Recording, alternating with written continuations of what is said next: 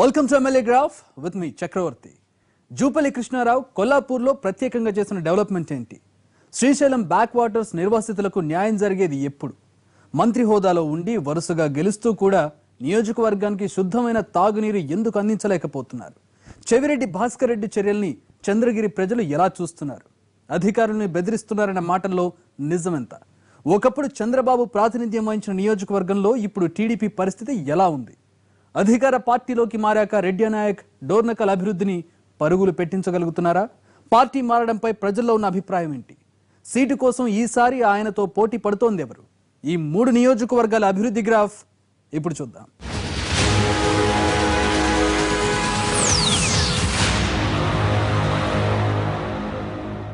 వరుస విజయాలతో దూసుకుపోతున్న మంత్రి జూపల్లి కృష్ణారావు కొల్లాపూర్ని కూడా అదే రేంజ్లో అభివృద్ధి చేస్తున్నారా? మినిస్టర్ నియోజకవర్గంలో స్వచ్ఛమైన మంచినీటిని ఎందుకు సరఫరా చేయలేకపోతున్నారు? జీవో 98 బాధిత రైతులు జూపల్లి మీద చేస్తున్న ఆరోపణలేంటి? వారసుడితో పొలిటికల్ అరంగేట్రం చేయించబోతున్నారన్న ప్రచారంలో నిజమెంత?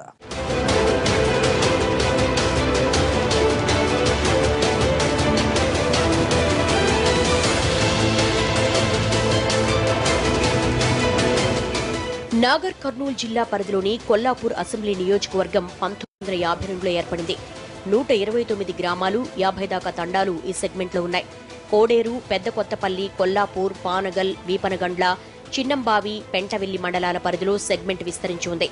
ఏ పార్టీలో ఉన్నా లేకున్నా 1999 నుంచి వరుసగా గెలుస్తున్నారు జూపల్లి. 99లో కాంగ్రెస్ తరపున ఎమ్మెల్యే అయ్యారు. 2004లో ఇండిపెండెంట్ గా విజయం సాధించి కాంగ్రెస్ అసోసియేటెడ్ మెంబర్ గా మారారు. 2009లో హస్తం గుర్తు మీద గెలిచి మంత్రి అయ్యారు. మంత్రిగా ఉంటూనే రాజీనామా చేసి టీఆర్ఎస్ తరపున ఉప ఎన్నికలో విజయం సాధించారు. తిరిగి 2014లో కూడా కారు గుర్తుతో ఎమ్మెల్యే అయి కేసీఆర్ కేబినెట్ లో బెర్తు దక్కించుకున్నారు జూపల్లి.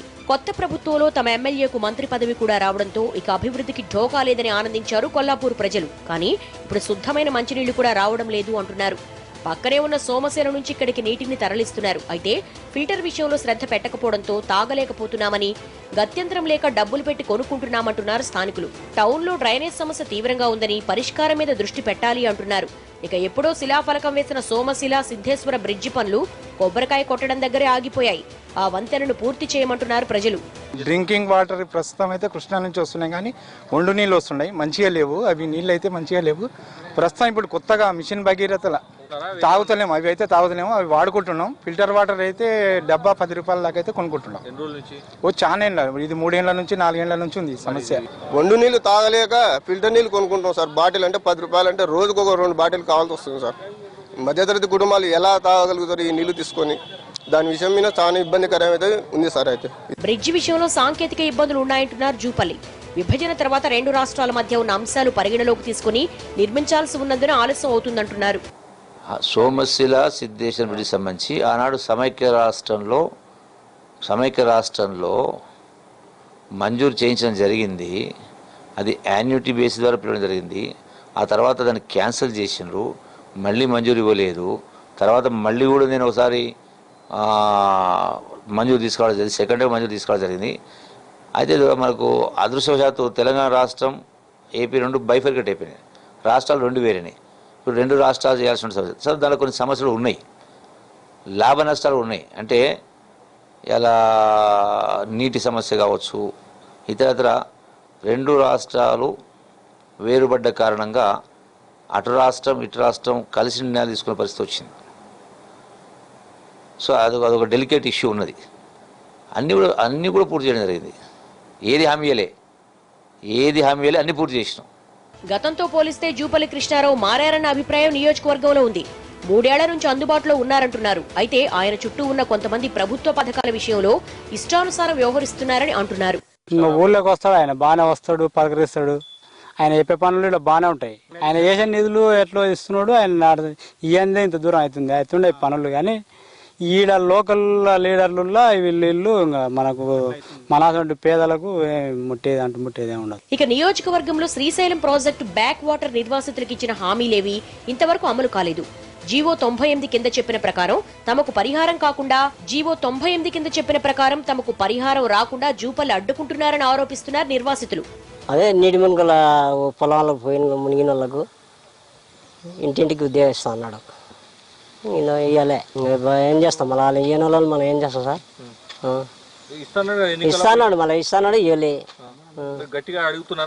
అడుగుతున్నాం అడిగినా కానీ ఇంకా ఏదో అదో అని బొంగుతున్నాడు घरानदार बराबर नहीं है ये आने के घर भी हमारे बराबर नहीं है रे घूम के पॉलिटिकल के लीडर में से छे आए तो डालते खा रहे गचू बैठते हैं हमारे क्या बोलते हैं देते आता लगे वहाँ आ रहा है यहाँ आ रहा है बोले घर दिए पैसे खाए घर भी नहीं दिए जंगल डूब गए जंगल एक कहते 5,000 रुपये दिए కల్వకుర్తి లిఫ్ట్ నీటితో నిరుడు కొన్ని చెరువులు నింపారు. దీంతో అక్కడక్కడ సాగు సమస్యలు తీరాయి. గతంతో పోలిస్తే పరిస్థితులు మారుతున్నాయని, నీరు అందడంతో ఇబ్బందులు తగ్గుతున్నాయని అంటున్నారు రైతులు.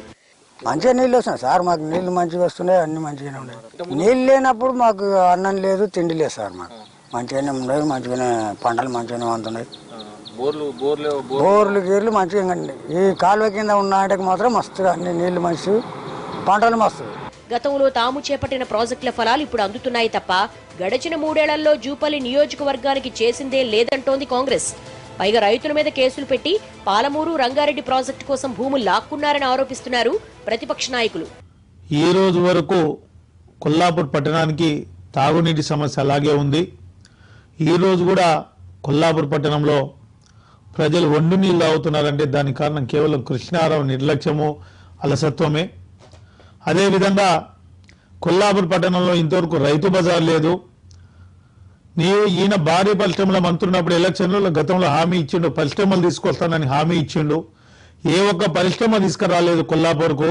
ప్రభుత్వం రేటు నిర్ణయించిన ప్రకారం 5.5 లక్షలు రావాల్సిందో వాళ్ళకి 5.5 లక్షలు ఇవ్వకుండా ఎవరికైతే ప్రభుత్వం తక్కువ రేటు నిర్ణయించిందో వాళ్ళకి ఎక్కువ రేటు ఇచ్చి ఈ విధంగా చాలా పాలమూరు రంగారెడ్డి భూసేకరణ మొత్తం అవినీతిమయం.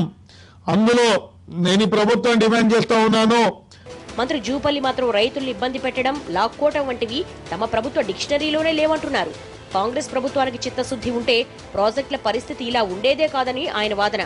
పెండింగ్ ప్రాజెక్టులు పూర్తి చేసి ఇలా మొత్తం తెలంగాణ రాష్ట్రంతో పాటుగా అవిభక్త మైమూర్ జిల్లాలైన ఈ రోజునటువంటి నాగర్కర్నూల్ వనపర్తి జిల్లా కొల్లాపూర్ నియోజకవర్గంలో ఆల్మోస్ట్ ఇంకొక 3-4 మాసాల్లో 100% సాగునీటి వసతి కల్పించడం జరిగింది. సుమారుగా 1,50,000 ఎకరాలకు ఒక 5-6 గ్రామాలు తప్ప అన్నింటికీ ఇలా సాగునీరు ఇవ్వడం జరిగింది. అదొక అన్నిటికంటే గొప్ప సంతృప్తి, అంతకంటే ముఖ్యమైనది ఇంకోటి లేదు. రాజకీయంగా కూడా కాంగ్రెస్ టీఆర్ఎస్ మధ్య ఢీ అంటే ఢీ అన్నట్టు ఉంది వాతావరణం. వీలైనంత మంది ఇతర పార్టీ నేతల్ని టీఆర్ఎస్ లోకి లాగి బలపడేందుకు మంత్రి ప్రయత్నిస్తున్నారు. కాంగ్రెస్ ఇన్ఛార్జిగా ఉన్న హర్షవర్ధన్ రెడ్డి నియోజకవర్గంలో విస్తృతంగా తిరుగుతూ సమస్యల మీద స్పందిస్తున్నారు. దీంతో వ్యవహారం పోటాపోటీగా ఉంది. మరోవైపు నియోజకవర్గాల పునర్విభజన మీద చాలా ఆశలు పెట్టుకున్నారు జూపల్లి. అదే జరిగితే తన కుమారుడు అరుణ్ను ప్రత్యక్ష రాజకీయాల్లోకి తీసుకొచ్చేందుకు రూట్ మ్యాప్ సిద్ధం చేస్తున్నారు.